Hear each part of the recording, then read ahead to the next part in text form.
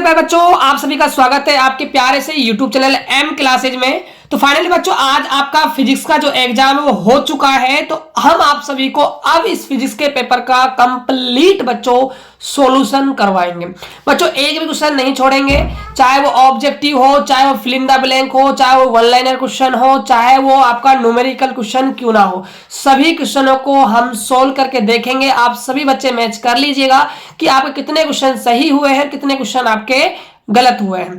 तो स्टार्ट करते हैं बच्चों आज के सेशन को। तो देखिए, सबसे पहले जो आपका आया था वो था आपका खंड ए।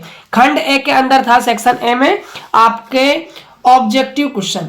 बच्चों आपसे 16 ऑब्जेक्टिव क्वेश्चन पूछे गए थे।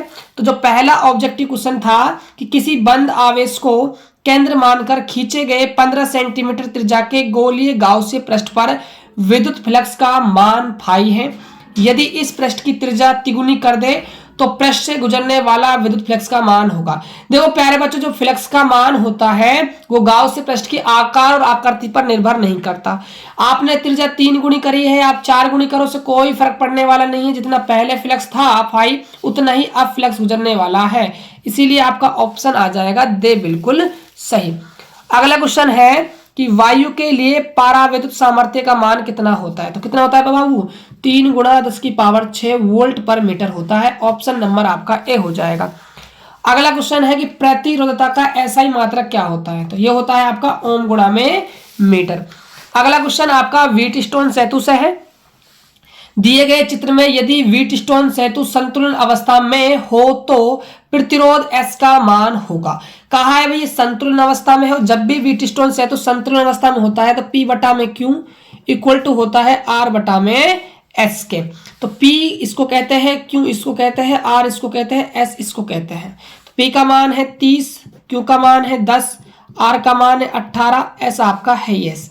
जीरो से बच्चों आपको जीरो कट जाएगा, तो यहाँ 3s बराबर में 18, s का मान निकालोगे तो 18 बटा में 3, तो ये आपका आ जाएगा 6 ओम निकल कर, यानी कि आपका ऑप्शन नंबर दे हो जाएगा।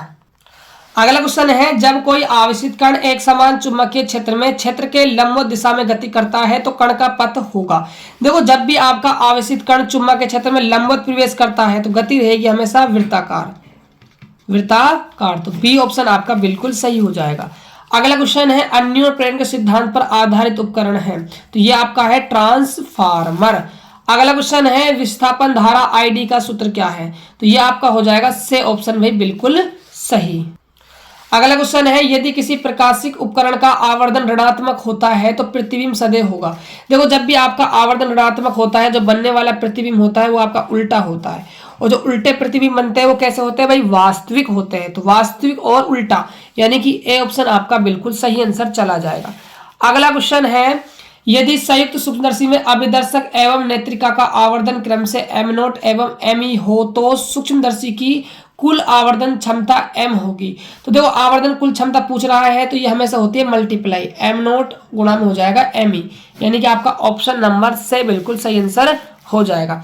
अगला क्वेश्चन है, सूर्य से प्राप्त प्राकृतिक प्रकाश होता है। बच्चों इस क्वेश्चन में थोड़ा सा मुझे कंफ्यूजन है, मेरे अकॉर्डिंग ध्रुवित है, लेकिन फिर भी बच्चों में देखकर अच्छे से आपको कमेंट बॉक्स में बता दूंगा, ठीक है।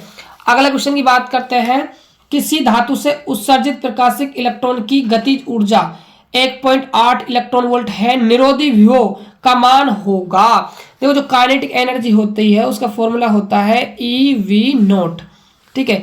आपको दिया हुआ है 1.8 इलेक्ट्रॉन वोल्ट, इलेक्ट्रॉन EV0 है ना, इससे आपका ई कट जाएगा, जो निरोधी V0 वो आ जाएगा आपका 1.8 वोल्ट। बच्चों आपका आंसर आ जाएगा। तो आपका ऑप्शन नंबर से बिल्कुल सही आंसर हो जाएगा। बात करते हैं नेक्स्ट क्वेश्चन की। अगले क्वेश्चन पूछा है, फोटोन का संवेग। संवेग हो जाएगा P बराबर में h/λ। ऑप्शन नंबर ए आपका सही होगा। अगला क्वेश्चन है, संगठन प्राचल के अधिकतम मान के लिए अल्फा कण का विकिरण कोण कितना होना चाहिए। फॉर्मूला होता है cot θ/2। तो cot θ/2 मैक्सिमम कब होगा भाई? कोट का मान होता है मैक्सिमम 1। तो कोट 1 कब देगा? जब आप थीटा का मान कितना जमाओगे? यहाँ पर 90 डिग्री जमाओगे। तो इसीलिए आपका ऑप्शन नंबर ए बिल्कुल सही आंसर होगा। अगला क्वेश्चन है, हाइड्रोजन परमाणु में किसी इलेक्ट्रॉन की पहली उत्तेजित अवस्था में आवश्यक उत्तेजन ऊर्जा का मान होता है। कितना होता है भाई? 13.6 इलेक्ट्रॉन वोल्ट। अगला क्वेश्चन है, वह परमाणु जिसके परमाणु क्रमांक वही समान है लेकिन द्रव्यमान संख्या क्या है? भिन्न है, क्या कहलाते हैं? समस्थानिक कहलाते है, क्योंकि स्थान क्या है इनके समान है। अकार्बनिक अर्धचालक का उदाहरण है CDS, बी ऑप्शन आपका सही हो जाएगा। बात करते हैं नेक्स्ट क्वेश्चन की। अगला क्वेश्चन है बच्चों क्वेश्चन नंबर 2, रिक्त स्थानों की पूर्ति करनी है। इसके अंदर आपसे 10 क्वेश्चन पूछे गए थे। तो पहला क्वेश्चन था एकल धनावेश के कारण विद्युत क्षेत्र रेखाएं त्रिज्यते खालिस्तान होती है। बच्चों इस क्वेश्चन के ना दो जवाब है। एक तो आप कह सकते हो भाई लंबवत होती है, पहली बात तो।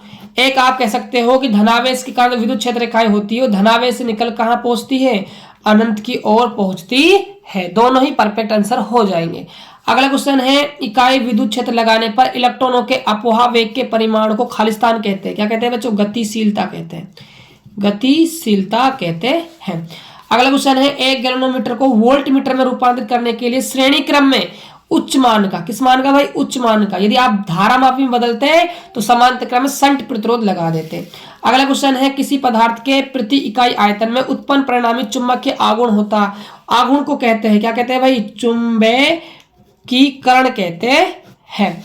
अगला क्वेश्चन है एक संपूर्ण चक्र में प्रत्यवर्ती धारा का माध्य मान यानी कि आई एवरेज आपसे पूछा जा रहा है। कितना होता है भाई? 0 होता है। अगला क्वेश्चन है एक अवतल दर्पण की वक्रता त्रिज्या आर का मान दिया हुआ है 24 सेंटीमीटर। दर्पण कौन सा है भाई? अवतल, तो चिन्ह आएगा कैसा? माइनस का। फोकस दूरी आपसे पूछी जा रही है, तो फॉर्मूला होता है R बराबर में 2F। F आपको निकालना है तो फॉर्मूला बन जाएगा R/2। R का मान माइनस का 24/2, तो यहां से आपका आ जाएगा माइनस का 12 सेंटीमीटर। तो माइनस 12 सेंटीमीटर आपका आंसर होगा। अगला क्वेश्चन है किसी अवरोधक के किनारों द्वारा तरंगों का अपने मार्ग से मुड़ जाना क्या कहलाता है भाई? विवर्तन कहलाता है। ये तो विवर्तन की घटना हो जाएगी। अगला क्वेश्चन है कि V वोल्ट द्वारा त्वरित किसी इलेक्ट्रॉन से संबंध दे बोगली तरंग दैर्ध्य का सूत्र क्या होता है? लैम्बडा का। तो 12.27 अपॉन में √V बच्चों आपका आंसर हो जाएगा। अगला क्वेश्चन है यदि हाइड्रोजन परमाणु के प्रथम कक्षा की त्रिज्या R1 दिया हुआ है 0.5 10⁻⁻10 मीटर है, तो इसकी दूसरी कक्षा में त्रिज्या आपसे पूछी जा रही है, तो फॉर्मूला हो जाएगा R2 बराबर में R1 गुणा में n का स्क्वायर। तो R1 कितना है? 0.5 10⁻⁻10। n है कक्षक की संख्या, दो कक्षक की बात कर रहा है तो 4 हो जाएगा, यानी 2 गुणा 10⁻⁻10। ये बच्चों आपका मीटर में क्या है? आंसर आ जाएगा। अगला क्वेश्चन है अपद्रव्य अर्धचालक खालिस्तान प्रकार के होते हैं। ये होते हैं आपके उदासीन। कैसे होते हैं भाई? उदासीन होते हैं। बात करते हैं नेक्स्ट क्वेश्चन की। क्वेश्चन नंबर 3 है निम्न प्रश्नों का एक पंक्ति में आपको उत्तर देना है। पहला क्वेश्चन है कि किसी एकल धनावेश के कारण समविभव पृष्ठ बनाना है।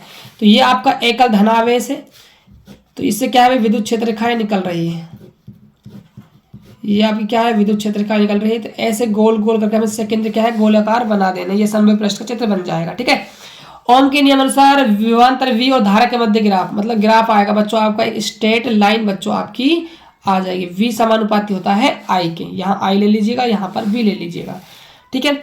अणुचुंबक पदार्थ की डेफिनेशन लिखनी थी आपको। स्वप्रेरकत्व विद्युत जड़त्व क्यों कहते हैं ये लिखना था। कला संबंध स्रोत की परिभाषा लिखनी थी। दहली आवर्ती की डेफिनेशन, आयनिक ऊर्जा की डेफिनेशन, आइंस्टीन का द्रव्यमान ऊर्जा समतुल्य संबंध क्या होता है? E बराबर mc² होता है। ये आपको लिखकर आना था। अब बात करते हैं हम खंड बे में।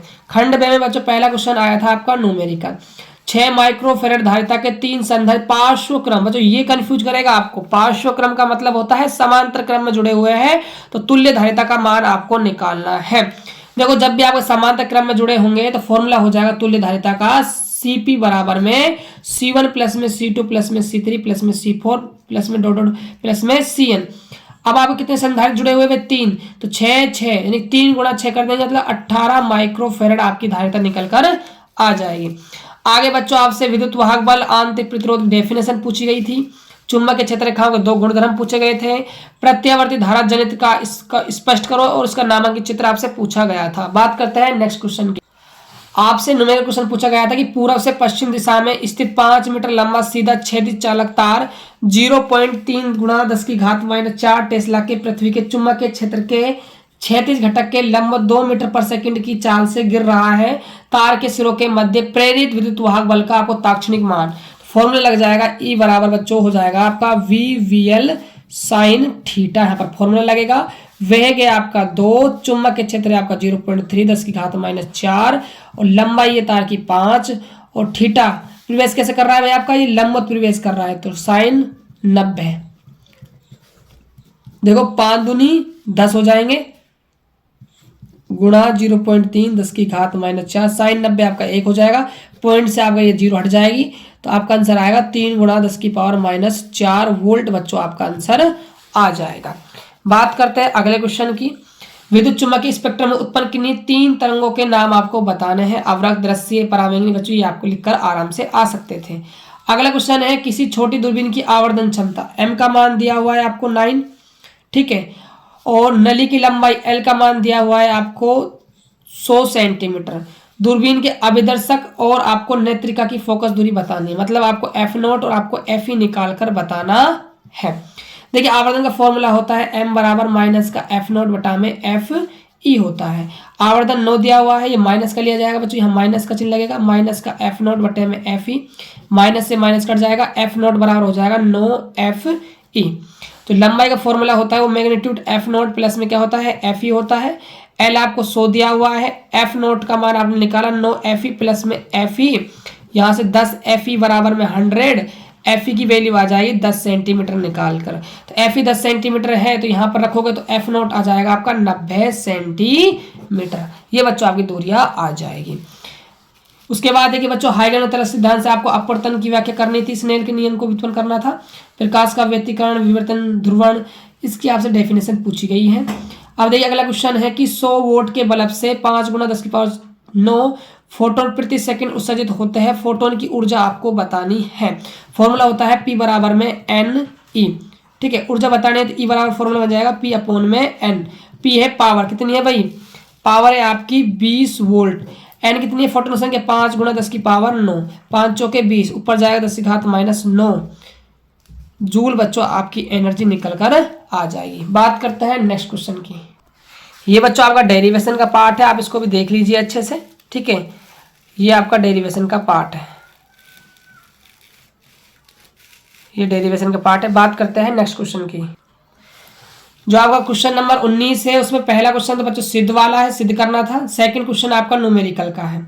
इसमें पूछ रहा है आपसे परिपथ की औसत शक्ति आपसे पूछी जा रही है, पी एवरेज आपसे पूछा जा रहा है। फॉर्मूला होगा IRMS VRMS और आपका हो जाएगा cos फाई। अब देखिए फाई जो कलांतर है, कलांतर वो तो कितना है भाई आपका π/3 है। IRMS निकालना है, VRMS निकालना है, तो ध्यान दीजिएगा। तो P एवरेज बराबर IRMS का फॉर्मूला है I0/√2, VRMS का है V0/√2, cos फाई कितना है भाई π/3 है। I0 कितना है आपका 4 है √2, V0 कितना है आपका 200 है /√2, cos π/3 का मतलब है cos 60 डिग्री, cos 60 का मान होता है 1/2। आगे ध्यान दीजिएगा तो √2 से √2 मल्टीप्लाई होगा तो 2 आ जाएगा, 2 से 2 मल्टीप्लाई होगा 4 आ जाएगा, 4 से बच्चों आपका ये 4 कट जाएगा तो 200 आपका बिल्कुल राइट आंसर हो जाएगा। बात करते हैं अगले क्वेश्चन की। अगला क्वेश्चन बच्चों आपको न्यूमेरिकल है, आर का मान दिया है, एक्सएल दिया है, एक्सी दिया है, आपको परिपथ की प्रतिबाधा निकालनी है। थोड़ा सा ध्यान दीजिएगा बच्चों, जो एक्सएल है यानी प्रेरणिक जो प्रतिघात है वो धारते प्रतिघात के बराबर है। जब प्रेरणिक प्रतिघात और धारते प्रतिघात बराबर होती है तो जो हमारा परिपथ होता है वो अनुनाद की अवस्था में होता है, और अनुनाद की अवस्था में होता है जो हमारी प्रतिबाधा आती है ZLCR वो आर के इक्वलेंट आती है। तो आर का मान कितना है 24 ओम, तो ये हमारा बिल्कुल राइट आंसर हो जाएगा। तो ये था बच्चों आपका कंप्लीट पेपर का सॉल्यूशन। आई होप कि आपको सॉल्यूशन काफी अच्छा लगा होगा। यदि आपको सॉल्यूशन अच्छा लगा हो तो मेरे चैनल को सब्सक्राइब कर दीजिएगा और वीडियो को लाइक भी कर दीजिएगा, और जितना हो सके अपने दोस्तों के पास शेयर कर दीजिएगा, क्योंकि बच्चों हमने इस वीडियो के अंदर सभी क्वेश्चनों को डिस्कस किया है, एक भी क्वेश्चन आपके लिए नहीं छोड़ा है। तो मिलते हैं और एक बेहतर वीडियो के साथ, तब तक के लिए जय हिंद, वंदे मातरम।